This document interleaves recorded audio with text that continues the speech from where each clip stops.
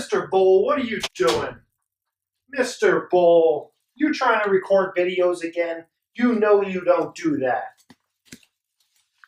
Good day, subscribers. Thank you so much for joining me today. I am Jeremy. This is the Financial Education Channel, and today we're doing the Stock Market Weekly Recap.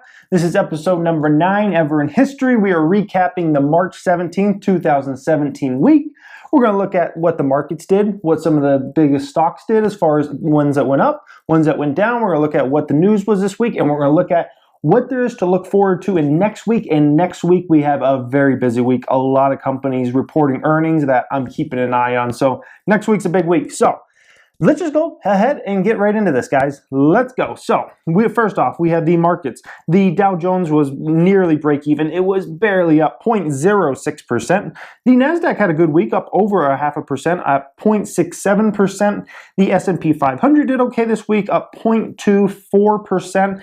So basically, the markets went back green. Last week, they were a little red, and it was like, oh, can't the markets only go up? And of course, you know, it never fails. It went back up again this week. So anyways, let's look at some of these stocks that went up the most this week. So Mobileye, they went up 28% this week.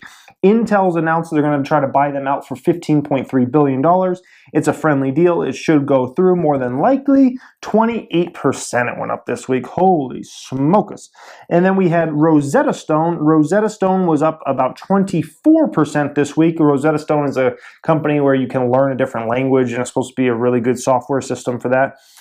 On the downside, Tilly's, a retailer that sells, I don't know what kind of clothes you would call them, but they sell clothes in their retail store. They were down almost 12% this week. Then we had Snapchat. Snapchat had another tough week this week, down 11.5%. Snapchat, as I've told you guys, is going to be a volatile one. I expect that one to be very volatile for at least the next year. I mean, there might be weeks where all of a sudden it's up 10, 20%. Then all of a sudden next week it's down 10, 20%. That is expected to be a very volatile stock because there's a lot of opinions on Snapchat, some positive, some negative, some people that are negative. Actually, I might do a full Snapchat video because I'm liking Snapchat more and more now that I'm actually using it, and I've been looking into it for advertising. I'm like, I'm much more bullish on Snapchat than when I posted the IPO. If you guys remember, on Snapchat, I kind of compared it more to maybe the next Twitter than the next Facebook. And now I'm like, maybe it's something in between those two. It might not be the next Facebook, but at the same time, I don't think it's the next Twitter. I think they got a lot of really good technology with that app. So I might have a video coming within the next week or two about kind of my opinion on that and how it's changed. So as far as news for this week, we didn't have crap for news this week. I was like, and I didn't just want to cover stories just to cover stories. So basically this afternoon, Trump and German Chancellor Angela Merkel, they had a meeting, right? Now, these two do not really see eye to eye at all. I mean, Angela Merkel, she's much more of a globalist. Her and Obama got along very well. Trump is more of a he's obviously a nationalist. That's pretty obvious to anybody, you know, whatever side you're on, he's a nationalist. So you have a globalist, you have a nationalist, they're not going to really see eye to eye. And they had a meeting today. After the meeting, all the photographers around taking pictures, videos and whatnot. She actually leans over and asks him, do you want to have a handshake?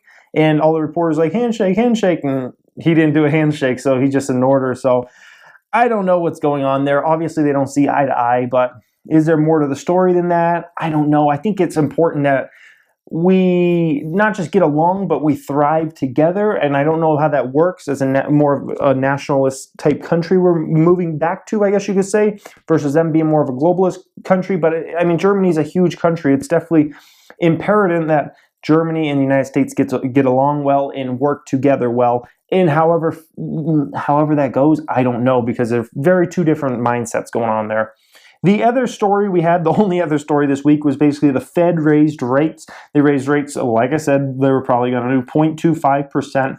So this is the third time they've raised rates over the last year and a half. So nothing surprising there. It's just expected. And they're probably going to continue to move 0.25% every 3 months, unless something bad all of a sudden happened in the economy. Then they would pull back, but it looks like smooth sailing for at least 2017. We'll see what happens as the year transpires and we start looking forward to 2018. I see smooth sailing. I see no reason why we can't do 3 more basically interest rate raises over the coming year. So we'll see what happens there, guys. Now, as far as earnings this week go, we have a lot of earnings coming this week, which is, it's way late in the earnings season, but we got a lot of big ones. The first one is Nike. Nike is reporting earnings.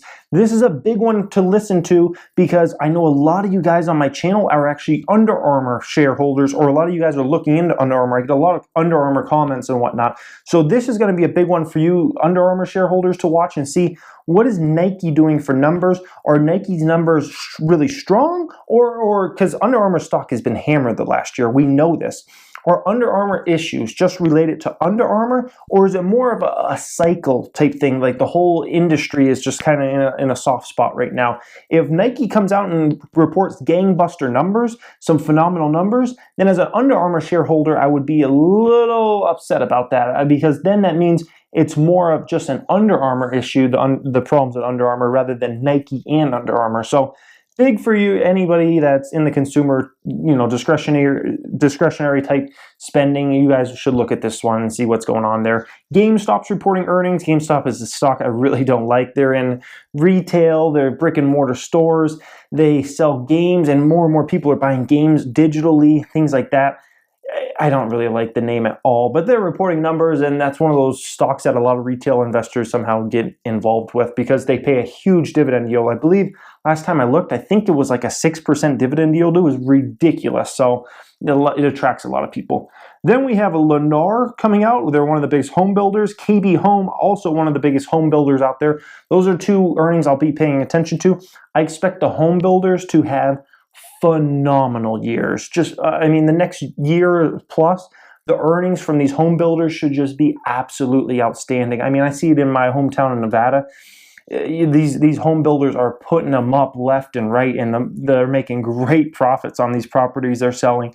So I was actually just literally a couple hours before I watched this video, I was actually out looking at homes, KB Homes specifically, and I was amazed, how many houses they're putting up in some of these areas. So home builders should be extremely strong until the next recession happens, whenever that happens, and then they'll be extremely weak. So that's what we have going on there. FedEx is reporting earnings. FedEx is a big one I like to pay attention to. Just FedEx and UPS I love to pay attention to because I get to just kind of see how shipping's going, how many goods are moving around. So much stuff nowadays. You can get such an idea of how the actual economy is going based upon UPS and FedEx numbers, because we know places like Amazon use those as their main distribution, out to the world. So seeing numbers like that, you can kind of get an idea. If FedEx numbers are really strong, if UPS numbers are really strong, it probably means the economy is doing very well overall. So indicators from like a FedEx and UPS, I actually value more. Believe it or not, I value those type of earnings more, especially the revenue numbers, than actually like employment numbers from the government and things like that. Although those are important, the FedEx, the UPS numbers, those numbers you can't, if they're bad, they're bad. There's no way you can like somehow change something there. So I love to pay attention to those numbers, and I suggest, no matter if you're a FedEx shareholder or not, you should be looking at those FedEx numbers when they come out this week, guys. So that's what we have coming out in earnings barrage. We haven't had a few more coming out this week, but those are the big ones that I will personally be paying attention to see what happens. Other than that, for this upcoming week, we don't have too much else planned. The Fed already raised rates last week, as we saw. So not a lot of news coming out, unless there's just some surprise news that come out this week, guys. So I hope you enjoyed this today. Leave it a thumbs up if you did, guys. And also, if you just came across this video and have not subscribed yet, you may want to. We talk personal finance on the channel. I'm an actual business owner. I give away so many business tips on this channel. The last subject we talk about is the stock market. We talk it more than anything on this channel. Thank you for watching, guys, and have a great weekend.